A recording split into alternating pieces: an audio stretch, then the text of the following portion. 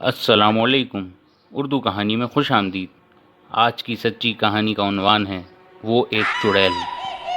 بھینچ لی میں نے زور سے آنکھیں، ایسا منظر نظر سے گزرا ہے قبرستان کے ہولناک سناٹے میں جب چار دوستوں کا سامنا چڑیل سے ہوا۔ تحریر شیزا گیلانی۔ ہمارا گھرانہ مشترکہ خاندانی نظام کی ایک خوشگوار مثال ہے۔ ہمارے تمام چایا اور تایا ایک ہی چھت تلے مل جل کر رہتے ہیں، اور اکثر رات کے وقت خوب کچہری لگتی ہے جس میں سب چھوٹے بڑے موجود ہوتے ہیں۔ اس رات بھی کھانے کے بعد ہم سب کزنز لاؤنج میں بیٹھے باتیں کر رہے تھے۔ بچے اپنی باتوں میں مصروف تھے جبکہ بڑے سیاست پہ باتیں کر رہے تھے، اور لڑکوں کا پسندیدہ موضوع کرکٹ تھا۔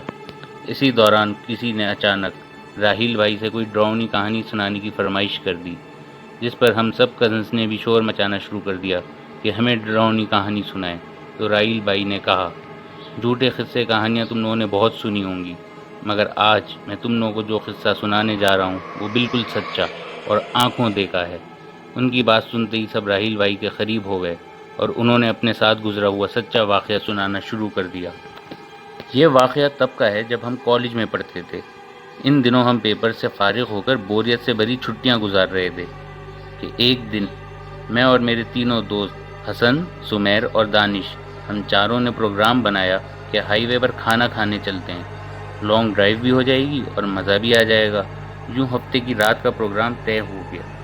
ہفتے کی شام تک ہم سب نے اپنے سارے گھر کے کام ختم کر لیے اور رات کی تیاری شروع کر دی۔ میں نے حسن کو فون کیا تو وہ بھی تیار تھا اور میرا ہی انتظار کر رہا تھا۔ پھر دانش اور سمیر کو فون کر کے ان سے کہا کہ وہ دونوں حسن کے گھر پہنچ جائیں، جہاں سے ہم سب ساتھ چلیں گے۔ سمیر اور دانش اپنی اپنی بائک پر حسن کے گھر پہنچے۔ تھوڑی دیر بعد میں اپنی گاڑی میں بھی وہیں تھا اور اس گاڑی میں ہم چاروں روانہ ہو گئے۔ چونکہ حسن کا گھر ہائی وے کے قریب ہی تھا، اس لیے بہت جلد ہی ہم ہائی وے کے مشہور ریسٹورنٹ کے سامنے کھڑے تھے۔ اندر کافی رش تھا کیونکہ ویکینڈ تھا۔ بہرحال ہم بھی ایک ٹیبل پر جا کر بیٹھ گئے۔ ہائی وے کے پرسکون اور فرحت بخش ماحول میں کھانا کھانے کا مزہ ہی کچھ اور تھا۔ ہم آرڈر دے چکے تھے اور کالج کی باتیں کرتے ہوئے کھانے کا انتظار کر رہے تھے۔ ہم انہی باتوں میں مصروف تھے کہ ویٹر کی آواز نے ہمیں چونکا دیا۔ وہ کھانا لے کر آ گیا تھا۔ ہم نے کھانا کھایا اور تقریباً 2 گھنٹے بعد ریسٹورنٹ سے نکل گئے۔ گاڑی میں تیز میوزک سنتے ہوئے ہم واپسی کا سفر طے کر رہے تھے۔ پھر یکایک میرے ذہن میں ایک بات آئی اور میں نے آواز آہستہ کر کے ساتھ بیٹھے حسن کی طرف دیکھا اور کہا، یار یہاں آگے ایک عمارت تعمیر ہو رہی ہے۔ میں نے سنا ہے وہاں کوئی آسیب ہے، کسی لڑکی کی روح رہتی ہے۔ کیا خیال ہے وہاں چلیں؟ ابے پاگل ہو گیا ہے کیا؟ ہم یہاں تفریح کرنے آئے ہیں، مرنے نہیں۔ ہم میں سے کوئی وہاں نہیں جائے گا، دانش نے تقریباً چیختے ہوئے کہا۔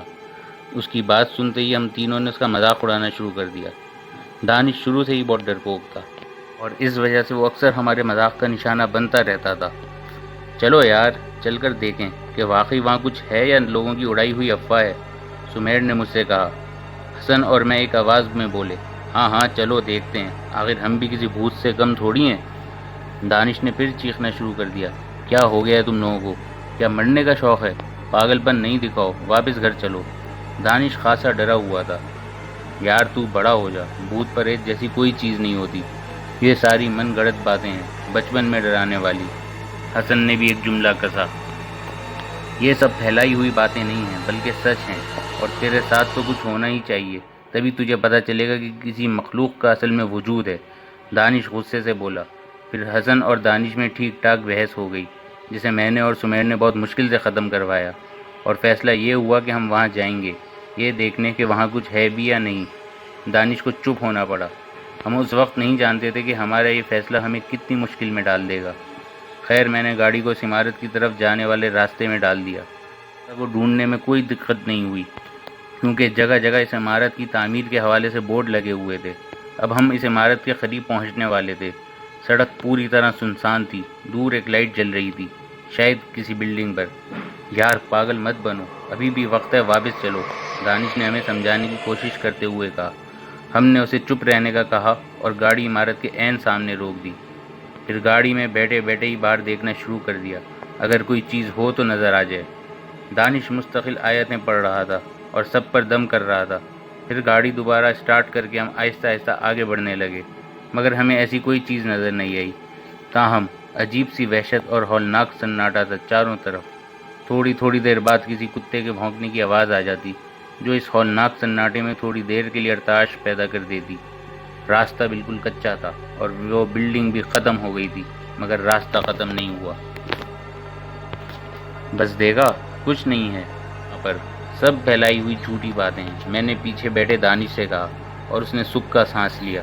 اب یہاں سے چلو یار، تھوڑا اور آگے چل کے دیکھتے ہیں، کیا پتہ کچھ نظر آ جائے، سمیر نے کہا تو دانش ایک دم غصے میں آ گیا اور چیخنے لگا، مجھے گھر چھوڑ دو، پھر جہاں جانا ہو چلے جانا، جس روح کو دیکھنا ہو دیکھ لینا۔ میرے سمجھانے پر وہ خاموش ہو گیا۔ کچھ ہی آگے گئے ہوں گے کہ حسن چیخا، گاڑی روکو راہیل! میں نے ایک دم سے بریک مارا۔ ابے تو پاگل ہے کیا؟ گاڑی کیوں رکوائی؟ میں نے اس پر غصہ کرتے ہوئے کہا۔ یار سامنے ایک آدمی آ گیا تھا اچانک سے، تجھے دکھا نہیں کیا؟ حسن تم پاگل ہو گئے ہو کیا؟ سمیر نے بھی چلاتے ہوئے کہا۔ یار میں سچ کہہ رہا ہوں، واقعی یہاں ایک آدمی تھا۔ دیکھ حسن، اب تو ہمیں نہیں ڈرا۔ اس بار دانش نے اس کو بولا اور حسن چپ ہو گیا، مگر اس کے چہرے سے پریشانی ختم نہیں ہو رہی تھی۔ میں نے دوبارہ گاڑی سٹارٹ کی اور ہم ایک بار پھر آگے کی طرف بڑھنے لگے۔ یکا یک گاڑی ایک دم جھٹکے سے بند ہو گئی۔ میں نے کئی بار سٹارٹ کرنے کی کوشش کی، مگر گاڑی سٹارٹ نہیں ہوئی۔ دانش کا تو جیسے سانس رک رہا تھا، خوف اس کے چہرے سے عیاں تھا۔ وہ ہم پر چلانے لگا، اور آؤ یہاں، اب مزہ آ رہا ہے تم لوگوں کو؟ ایسی مستی اچھی نہیں ہوتی، کبھی کبھی لینے کے دینے پڑ جاتے ہیں، وہ بولے جا رہا تھا۔ ہو سکتا ہے انجن کا کوئی مسئلہ ہو، میں اتر کے دیکھتا ہوں، میں نے گاڑی سے نکلتے ہوئے کہا۔ میرے ساتھ حسن بھی باہر آ گیا۔ بونٹ کھولا تو انجن بہت گرم ہو گیا تھا۔ میں نے گاڑی کے ریڈیٹر میں پانی ڈالا۔ ارد گرد کافی اندھیرا اور ہو کا عالم تھا۔ راہیل، یہ قبرستان ہے، ہم قبرستان کے باہر کھڑے ہیں، حسن نے میرا کندھا پکڑتے ہوئے کہا۔ اس دوران سمیر اور دانش بھی گاڑی سے اتر آئے۔ دانش نے کہا، میری بات مانو پلیز، یہاں سے چلو، مجھے یہاں بہت خطرہ محسوس ہو رہا ہے۔ ابے یہ قبرستان ہے، یہاں پہ صرف مردے ہوتے ہیں، سمیر نے اسے چڑھایا۔ یار وہ دیکھ، کون ہے؟ اچانک حسن نے ایک جانب اشارہ کرتے ہوئے کہا۔ ہم تینوں نے پلٹ کر دیکھا تو ایک عورت بال کھولے قبرستان میں جا رہی تھی۔ یہ منظر ہمارے اوسان خطا کرنے کے لیے کافی تھا۔ یار ہو سکتا ہے یہ عورت چلہ وغیرہ کاٹنے جا رہی ہو۔ سمیر کی اس بات پر گھبراہٹ کچھ کم ہوئی۔ چل یار دیکھتے ہیں کہ چلہ کیسے کٹتا ہے، حسن نے کہا۔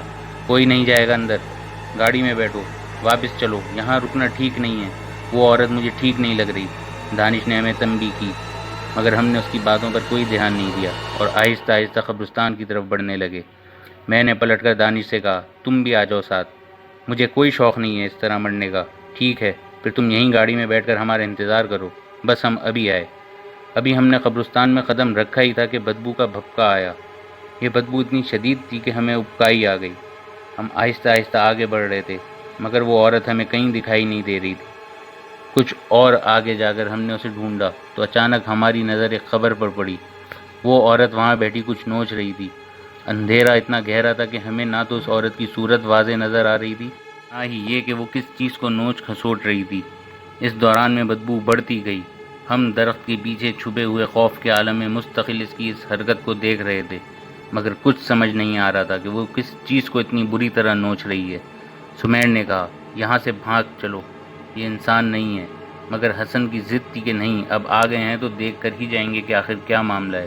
پھر یکا یک بادل گرجے، بجلی کوندی اور ہماری نظر اس عورت پر پڑی تو خوف ہمارے جسم میں سرایت کر گیا۔ دل جیسے دھڑکنا بھول گیا۔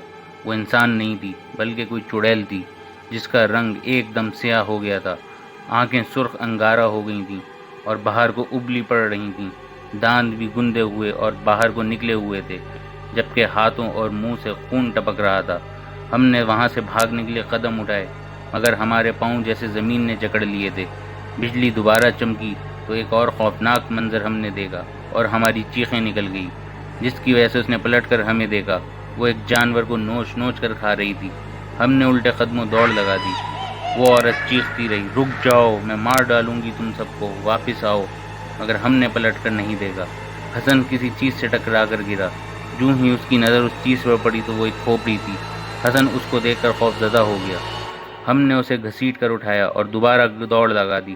وہ چڑیل پیچھے سے چیختی رہی، پھر اس کے زور زور سے ہنسنے کی آوازیں آنے لگیں۔ ہم بھاگتے ہوئے گاڑی تک پہنچے۔ اندر دانش سو رہا تھا۔ ہمارے دروازہ کھولنے کی آواز سے وہ ایک دم چونک کر اٹھا اور ہم سے سوالات کرنے لگا۔ مگر ہم تینوں کی حالت اس وقت اتنی خراب تھی، ہم سے کچھ بولا نہیں جا رہا تھا۔ ہم نے گاڑی اسٹارٹ کی مگر ناکام رہے۔ حسن اور سمیر بدحواسی سے چیخ رہے تھے، گاڑی اسٹارٹ کر یار، کیا مسئلہ ہو گیا ہے؟ سمیر نے کہا، یار میں کیا کروں، کوشش کر رہا ہوں مگر گاڑی اسٹارٹ نہیں ہو رہی۔ میرے ہاتھ پاؤں بھی پھول رہے تھے۔ دانش نے زور زور سے آیت الکرسی پڑھنا شروع کر دی، ہم نے بھی ورد کرنا شروع کر دیا۔ میں نے پھر گاڑی اسٹارٹ کی۔ پہلی دفعہ میں گاڑی اسٹارٹ نہیں ہوئی، تاہم 2-3 بار کی کوشش سے ایک دم جھٹکے سے گاڑی اسٹارٹ ہو گئی اور میں نے ریس پر پاؤں رکھ دیا۔ پیچھے سے مستقل اس چڑیل کے ہنسنے کی آوازیں آ رہی تھیں۔ میں نے گاڑی 100 کی اسپیڈ سے بھی زیادہ تیز چلائی۔ پورے راستے دانش ہمیں باتیں سناتا رہا مگر ہم تینوں خاموش تھے۔ ہم اپنے حواسوں میں ہی نہ تھے۔ جو کچھ ہم نے دیکھا وہ ہم ہی جانتے تھے۔ بڑی مشکل سے ہم حسن کے گھر پہنچے۔ ہم میں سے کسی میں بھی اپنے گھر جانے کی ہمت نہیں تھی۔ ہم نے اپنے گھروں پر فون کر کے بتا دیا تھا کہ ہم حسن کے گھر ہی رکیں گے۔ وہ رات ہم نے کیسے گزاری ہمارا دل ہی جانتا ہے۔ آج اس واقعے کو 8 برس ہو چکے ہیں مگر آج بھی جب ہم چاروں ایک دوسرے سے ملتے ہیں تو اس رات کا واقعہ سوچ کر ہمارے رونگٹے کھڑے ہو جاتے ہیں اور یقین نہیں آتا کہ ہم اس خطرناک چڑیل سے بچنے میں کامیاب ہو گئے۔ ایسی مزید کہانیاں سننے کے لیے ہمارا چینل اردو کہانی سبسکرائب کرنا نہ بھولیں۔ شکریہ۔